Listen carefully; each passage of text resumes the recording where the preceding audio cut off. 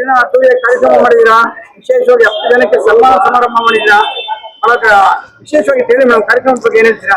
ನಾವು ವಿಶ್ವ ಕಾರ್ಮಿಕ ದಿನಾಚರಣೆನ ಕರ್ನಾಟಕ ಪ್ರದೇಶ ಕಾಂಗ್ರೆಸ್ ಸಮಿತಿ ಕಾರ್ಮಿಕ ಘಟಕದಿಂದ ಮಾಡ್ಬೇಕು ಅಂತ ಯಾವಾಗ ನಮಗೆ ಒಂದು ಕೆಪಿಸಿಸಿ ಆದೇಶ ಆಯ್ತು, ಅದಾದಾಗ ನಾವು ಅನ್ಕೊಂಡ್ವಿ ಯಾವಾಗ್ಲೂ ಕಾರ್ಯಕ್ರಮಗಳು ಮಾಡ್ತೀವಿ, ಅದು ವಿಭಿನ್ನವಾಗಿ ಮಾಡ್ಬೇಕು ಅನ್ನೋ ಉದ್ದೇಶದಿಂದ ಅರ್ಹ ಮಕ್ಕಳುಗಳಿಗೆ ಏನು ಯಾರು ಒಂದು ಪ್ರತಿಭಾ ಮಕ್ಕಳು ಇರ್ತಾರೆ ಅವ್ರಿಗೆಲ್ಲರಿಗೂ ಸನ್ಮಾನ ಮಾಡ್ಬೇಕು. ನಮ್ಮ ಪದಾಧಿಕಾರಿಗಳು ಇವಾಗ ಎಷ್ಟೋ ಜನ ನಾವು ಅಧಿಕಾರ ಸಿಕ್ಕಿಲ್ಲ ಅನ್ನೋ ಒಂದು ಬೇಜಾರು ಇರುತ್ತೆ.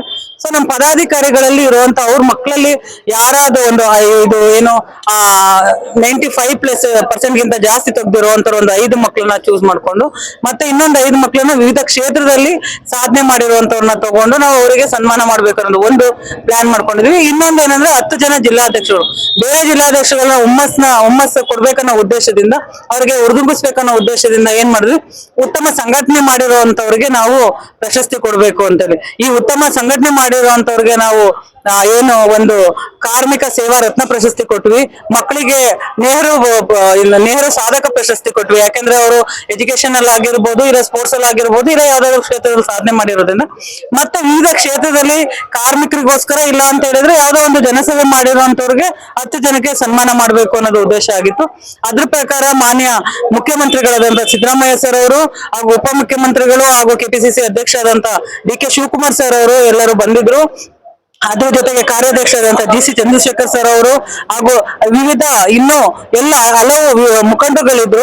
ಅವರ ಸಮ್ಮುಖದಲ್ಲಿ ಇಷ್ಟು ಜನಕ್ಕೆ ಸನ್ಮಾನ ಮಾಡಿ ನಾವು ಏನಂತ ಹೇಳಿದ್ರೆ, ನಾವು ಕಾರ್ಮಿಕ ಘಟಕ ಎಷ್ಟು ಬಲವಾಗಿದೆ, ನಾವು ಸಂಘಟನೆಯಲ್ಲಿ ಕಾಂಗ್ರೆಸ್ನ ಬಲಪಡಿಸೋದ್ರಲ್ಲಿ ಎಷ್ಟು ನಾವು ಸಂಘಟಕರ ಆಗಿದ್ವಿ ಅನ್ನೋದನ್ನ ತೋರ್ಪಡಿಸೋಕೋಸ್ಕರ ನಾವು ಇವತ್ತೊಂದು ಕಾರ್ಯಕ್ರಮನ ಮಾಡಿದ್ವಿ.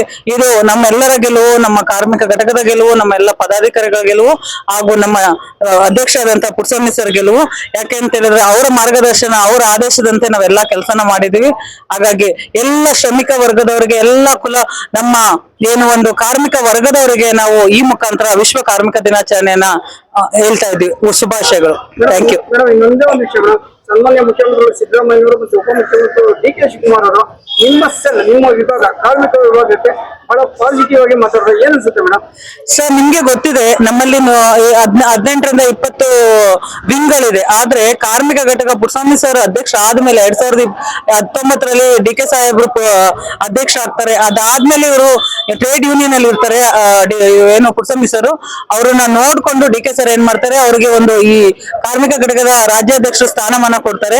ಅವ್ರು ಕೊಟ್ಟ ಮೇಲೆ ನಮ್ಮನ್ನೆಲ್ಲರನ್ನು ಬಲಪಡಿಸಿದ್ದಾರೆ. ನಮ್ಗೆಲ್ಲರಿಗೂ ಹುರಿದುಂಬಿಸಿ ಸಂಘಟನೆ ತುಂಬಾ ಅತ್ಯುತ್ತಮವಾಗಿ 2023-24ರಲ್ಲಿ ಅವರಿಗೆ ಅತ್ಯುತ್ತಮ ಸಂಘಟನಾಕಾರ ಅಂತ ಹೇಳಿ ಒಂದಿನ ಕೆಪಿಸಿಸಿಯಲ್ಲಿ ಇರೋ ಎಲ್ಲಾ ವಿಂಗ್ಗಳ ಏನು ಅಧ್ಯಕ್ಷ ಮಧ್ಯದಲ್ಲಿ ಇರೋ ಅತ್ಯುತ್ತಮ ಸಂಘಟನಾಕಾರ ಅಂತ ಹೇಳಿ ಅವರಿಗೆ ಒಂದು ಸನ್ಮಾನ ಮಾಡಿದ್ರು. ಏನು ಗುರುತಿಸ್ತಾರೆ ಅಂದ್ರೆ ನಮ್ದು ಸಂಘಟನೆ ಹಂಗಿದೆ ಸರ್. ಇವತ್ತು ನಮ್ಮಲ್ಲಿ ಬಂದಿದ್ದವರು ಎಲ್ಲರೂ ಪದಾಧಿಕಾರಿಗಳು ಸರ್. ನಾವು ಯಾರೋ ಎಕ್ಸ್ಟ್ರಾ ಜನಗಳನ್ನ ಕರ್ಕೊಂಡ್ ಬಂದಿಲ್ಲ. ಅದು ಒಂದು ನಮ್ಮ ಬಲ, ಪದಾಧಿಕಾರಿಗಳನ್ನ ಸೇರ್ಸಿರೋದೇ ನಮ್ಮ ಬಲ. ಹಾಗಾಗಿ ನಮ್ಗೆ ಅದೊಂದು ಪ್ರಾಮುಖ್ಯತೆ ಸಿಕ್ಕಿದೆ ಸರ್.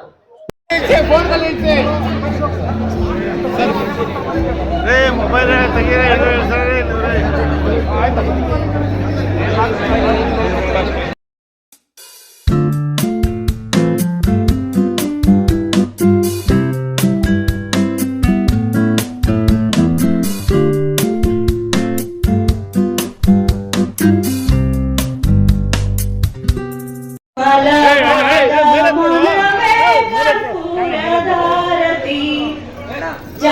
ज्ञानपूर्णं जगं ज्योति निर्मलवादमनवे कर्पूरधारति अनुदिनवु गुरुविನ ಅನುರಾಗದ ಭಕ್ತಿಯಲ್ಲಿ ಅನುದಿನವೂ ಗುರುವಿನ ಅನುರಾಗದ ಭಕ್ತಿಯಲ್ಲಿ ಜನನ ಮರಣ ರಹಿತ ಜಂಗಮಗೆ ಬೆಳಗಿರೆ ಜ್ಞಾನಪೂರ್ಣ ಜಗಂ ಜ್ಯೋತಿ ನಿರ್ಮಲವಾದ ಮನವೇ ಕರ್ಪೂರಧಾರತಿ ಜ್ಞಾನಪೂರ್ಣಂ ಜಗಂ ಜ್ಯೋತಿ ನಿರ್ಮಲವಾದ ಮನ